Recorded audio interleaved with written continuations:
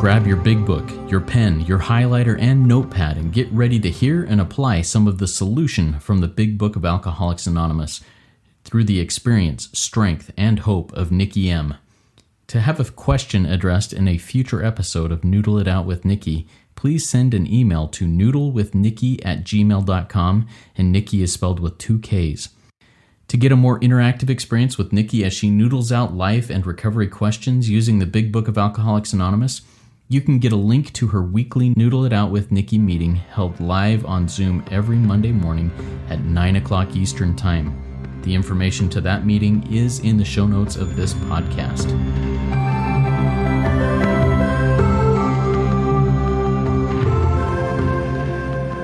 God morning, God afternoon, and God evening to all. My name is Justin B., and I am a son of an all-powerful, all-loving God. I'm a beautifully imperfect, stumbling, bumbling son of God and a qualifying addict of multiple fellowships. I'm grateful to be living the miracle of recovery one day at a time, and I'm here with the intelligent spearhead. I'm having a hard time saying intelligent. Here with the intelligent spearhead. I am here with the intelligent agent, spearhead of God's ever-advancing creation, and my co-host, Nikki M. Nikki, please take a minute and introduce yourself. Well, you finally got it out. And I love that because we're not perfect. And so, hi, I am Nikki M, and I'm not a saint. I'm just a child of God who's enthusiastic about this program and this lifestyle of recovery. And I'm grateful to be here today. I need it. I'm still, I'm still recovering from travels, and that does take a moment. First world problems. I have no issues today. Thank you for the reminder. Thank you, Nikki. Glad to have you here. And I wish I had the excuse that travel was tripping me up, but I think it's just self. It's just the fact that I am imperfect, and it's good and it's okay. I'm still worthy of love. All right. This project, called Noodle It Out with Nikki M, is an exercise and deep dive into finding solutions to questions, issues, and things we encounter in everyday life in the Big Book of Alcoholics Anonymous. We'll bring a couple of questions from our own lives, from the lives of people we work with in recovery, and from the listening audience to the Big Book. So get your 4th edition of the Big Book out, get ready to run around it and make notes. And if you have a question for us, email it to noodlewithnikki@gmail.com. That's Nikki with 2 Ks. And we'll get to those questions in future episodes. But today we've got a question that I'm excited to noodle through because it's something that I find very often in my own life. So the question is, my spouse, my parent, my sponsee, whoever it is deep in their illness, and I'm just trying to help them live their program. How can I help them? Nikki, what does the book say? Well, it should say mind your own damn business, but I don't know if I can find that exact page. Okay, this is for everybody. Well, Nikki, I'm not Al-Anon. I'm not codependent. Yes, you are, because you're not. It says we're there to sweep off our side of the street, is what it says in our book. But let's go right to what the book says. Okay, so on page 118, it says this. Everybody, bottom paragraph. It says, at such moments, and what moments are those? When your sponsee, when your parent, when your boss, when your neighbors, when your children are not working their program, right? They're not doing what you think, that's right. You quit playing God, but we'll get to that page in a minute. What you think they should be doing. Okay. So at those moments when we're trying to control, manipulate, martyr, manage life, we forget that addiction, alcoholism, right? That people's free will. I mean, this is really deep, that they can do whatever the hell they want. It says that alcoholism. So your kid's in a program, your mom is codependent and she's done the steps and she's in Al-Anon and she hasn't got a sponsor yet. A sponsee. And you know for a fact she's done the steps and she doesn't sponsor. And it's like, well, her Al-Anonism is an illness over which you could not possibly have had any power. Line out, you're powerless over people, places, things, over all of it. Okay. So flip over another page to page 120. Here it is. We, put your name there. Everyone who is listening, we. And it's the we program. So that's me and Justin and whoever else is listening. It says never, never. Now we're on page 120 of our big book. They're in the chapter to wife, to the codependents, to the Al-Anons, to the human race. Okay, they didn't even tell the drinker never, never. They do say to drink is to die in the big book. But how about here? They say never, never arrange a person's life. Full stop. See, you don't get to do that at all. It says, this is important. We're on page 120, bottom paragraph. We never, never arrange a person's life. This is important. Why? Because God, see, that's God's business, not your business. God has either removed the problem or God, the power, has not. See, it tells you there, right? That's why you don't get involved with anything.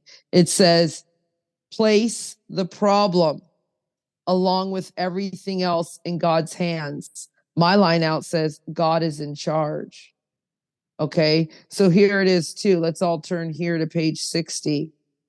See, the first requirement is that Justin, Nikki, the person asking this question, my sponsee, my mom, my boss, my government, my neighbor, my child, my daughter is not doing what I think they should be doing. Well, I like to ask this question. Are you convinced that they're running their life on self-will? And then Justin, you look at your sponsor or whoever it is. It's like, yeah, Nikki, I'm sure my son, my daughter, my government, whoever, my mom is running her life on self-will. Then you're armed with the facts that it can hardly be a success. See, I have to, are you running your life on self-will, Nikki, with your neighbors when you just hit send before you talk to your sponsor, before you talk to your lawyer, before you talk to the bylaw officer, and you just start spewing out your thoughts in an email and hit send? Your life is not run on self-will. It's not run by God's will. It's run on self-will. So that email, that won't be a success. This is radical, you see? And then it says here, it says, see, every person is like the actor who wants to run the whole show. We're on page 60, bottom paragraph. So we're getting armed with facts. So aren't you, my mom doesn't do what I say, my son, my government, my neighbors aren't doing. Well, you're the actor who wants to run the whole show. You're trying to arrange the lights, the ballet, your contractor, the neighbors, your government, your wife, your children, and all the people, all the players your own way. My line out says, Nikki is a control freak. Okay? She's a super freak, not the kind that what was it? Not James Brown. It's Rick James. It was Rick James. Thank you. Yeah. It's not the one that song's about. It's the miserable kind where no one wants to be around me. And then go look at page 61, because it says here, if only Justin's and Nikki's arrangements would stay put. My line out says they never will. If only people, my mother, my sponsee, the human race, do as I wished, the show would be great. My line out says that's a codependent's dream world. See, if only my mom would behave, if only my daughter would behave, if only my government would. No, well, if you knew better, Nikki, you'd be prime minister. And you know what? Looking back, God's plan is way better than even my plan was for what I thought should happen during COVID. Wow. If we would have stuck to my plans, I don't think anybody would be walking free right now. Okay, Justin? God had a better plan for that whole time. Yeah, I'm going to jump in because a phrase that my sponsor uses, and I'm going to butcher this phrase, but I'm going to get the idea correct here in regards to this, is something like uninvited advice, just trying to help others, is just the sunny side of control and manipulation. And if I'm just out there saying, you know what you ought to do, or hey, here's what works for me, without them being open and willing and actually asking for that, I'm just manipulating and controlling them. I'm not helping. What's your take on that? Well, the big book talks about it right here on page 61, because that's what you're saying. Well, I'm just trying to be helpful. And it's like, here, well, what is your basic trouble? Okay, this is the second paragraph down says, is Nikki not really a self-seeker? See, we're really self-seeking, even when trying to be kind. Is Justin and Nikki, we're really a victim of the delusion, which is a lie, that Justin and Nikki will wrest satisfaction and happiness out of our world if only we can manage, and then you just said, manipulate, martyr, get managed well, which is if only I have the right job, the right kids, the right house, the right man, the right situation, and then it will all be okay. But then it says, see, it's evident to everybody else. These are the things that you want. So remember, we're all playing this role. Everyone's trying to snap their piece, because it says up here, if you go further back where we were reading, where it says, in trying to make our arrangements, our actor, which is a liar. See, there it is. Justin's quite virtuous. Nikki's very virtuous sometimes. I'm kind, I'm considerate, I'm patient, I'm generous. I'm even modest and self-sacrificing. But on the other hand, I'm mean. I'm egotistical. I'm selfish. I'm dishonest.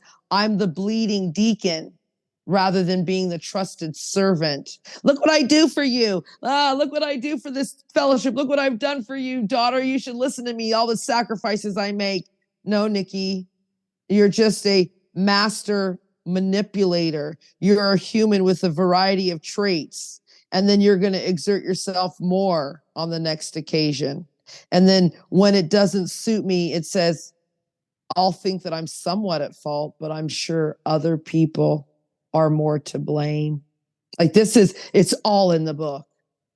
Yeah, I'm going to bring a personal experience into this situation.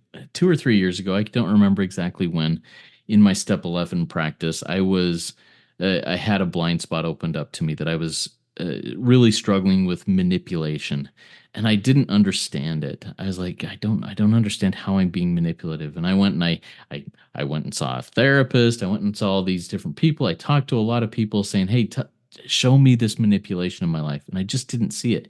And it's not until very recently that I'm starting to see that this, me thinking that I have the answer and wanting to share that answer with others, whether they want it or not, is a form of manipulation. It's a form of me trying to run the show, that if only they would do things my way, they would be happy. Oh, wait, but I'm doing that because I want to be okay. I want to be happy. I'm manipulating. I'm trying to do this like the actor, trying to be the director when I'm not even a bit part actor. I'm the stagehand that's sweeping the stage or whatever. But this is something that I'm starting to understand it a lot better than I did a couple of years ago when I was really diving deep into self-knowledge about this. Tell me a little bit more. What are your thoughts? What are your feedback on that I just shared about myself there, Nikki? I'm open to feedback. Yeah, it's just all in the book. And here it is, because this is really what it's about. It's page 63, Justin. When we take a sincere position, and the sincere position is God's business, not our business. Like you said, you have a non-speaking part. You are a servant of God. So when we take that sincere position from taking, managing, to giving, accepting, and loving others with wanting nothing in return, it says we will be less and less interested, see, in our own little plans and designs. But we don't take a sincere position. And that's every day. And you'll hear it. It's like, oh, I didn't wake up and take a sincere position. I woke up and I was like, oh my God, I've got Noodle today. I've got this. I feel like blah, blah, blah. I didn't take this time. It's like, that's real radical to every day to do these things, like to be less and less interested, not only in your plans and design, the plans and designs for your kids. You have a new grandbaby. for what your wife is doing, for what your employees are doing, for what, your you're spearheading the Rico 12. We all rely on you. I certainly do. Did you get the podcast out, today, blah, blah, blah, these showing up because I need you. So this is really serious stuff, isn't it? Like that's all I could really say is because once we do that, we are not interested in our plans and designs for anyone, especially ourselves. Yeah, this phrase that you referenced earlier, or is it not evident to all the rest of the players that these are the things I want, that I'm really trying to manipulate things, I'm really trying to be the director? I'm blind to it, but everybody else that I affect by this it's blatantly obvious to them. And I see that, once again, I'm going to be vulnerable and share personal stuff with my wife and my kids as I love asking people questions, and that's part of the reason why I do this kind of stuff. I love trying to figure things out and asking questions, but it can it can very often come across as manipulative. Hey, I see something. I want to ask you this question to dig in there and let you see what you're missing rather than this. And why? So I can be all right. And when I start asking my wife and kids questions, I see the light in their eyes turn off. Like, oh, here's dad manipulating again. Even when it's not a conscious thing that I'm doing consciously. Man, it's cunning, baffling, and powerful. This manipulation part of my character defects. Nikki, once again, I'm open. Any other feedback or experience, strength, and hope you have for me on that? Well, interesting. It's like I do the same thing because I'm inquisitive. It's like I want to know and I care. No, Nikki, you want to control, manipulate, and martyr. But page 31, okay, it says it's the second paragraph there on page 31, more about alcoholism. It says, despite all we can say, many who are real type 3, okay, we have no choice, suffering from the disease of alcoholism, we're not going to believe that we're in this class. What class? That we've tried every imaginable remedy, right? By every form of self-deception, lie, and experimentation. We're going to try and prove this time that we can do it different, that we're going to be the exception to the rule. Because go down even further, it's like we have, if anyone shows an inability to control his thinking, can do the right about face and think and just do what we do as a gentleman. Our hats off to him. But it's like that's Nikki and Justin. We've tried hard and long enough to think like other people, and we can't. So look over on page 31, Justin. Here it is. We have to every day, we have to smash the idea that we're like other people because we're further down. We're in the grip of a progressive illness. We get worse, never better. You see, it's real radical. Like we don't get to do what other people get to do. So we don't get to really go over and look at our family and play Sigmund Freud with them. Even though we're inquisitive about their life. No, we're not. We're finding out some information to do detective work. So I can say, I told you so. I told you, Haley, that's my daughter. That's not going to work. Come on. No, thank you for reminding me. We're mirror reflections of each other. So when you're like, yeah, I think that's why people do like listening to our podcast, because we're not up here, Justin, going, we're perfect. We're like, help. We're in over a decade and we need more help than ever, right? Because of this grip of a progressive illness. Yeah, that self's will that comes in there, sneaks in there, and just cunning, powerful, baffling, all of those things that when I turn my back and say I got this, I've got to be aware of that, because I will very quickly start trying to become the director again, and try and push God out of the director's chair there. Very good. So as we come to this, are there any other thoughts you have on this topic of me trying to help just be helpful in others' lives, to help them live their program? Well, there's called the Big Book of Excuses, okay? And it's a real big book, and it's so big you can't even bring it into a room. I'm going to ask everyone to go book burning. And Nikki said, is a book burner. Burn the big book of excuses. That's the only book I'm going to ask you to burn. And get into the big book of Alcoholics Anonymous. This is a lifestyle. It asks us every day to quit playing God. It asks us every day to look at where are we at fault? Where are we to blame? The inventory's ours, not the other person's place or thing. So this is a radical lifestyle. Come in, join us, and quit playing God. Why? It doesn't work. You heard it right here. Let's go have a big book burning of the big book of excuses. Everybody, don't be afraid to burn what doesn't work. The dead wood in our lives, in my life, needs to be burned out. Sometimes that's powerful. I mean, sometimes that's painful. It's always hard, but it's worth it. And so are you. Work it. You are worth it.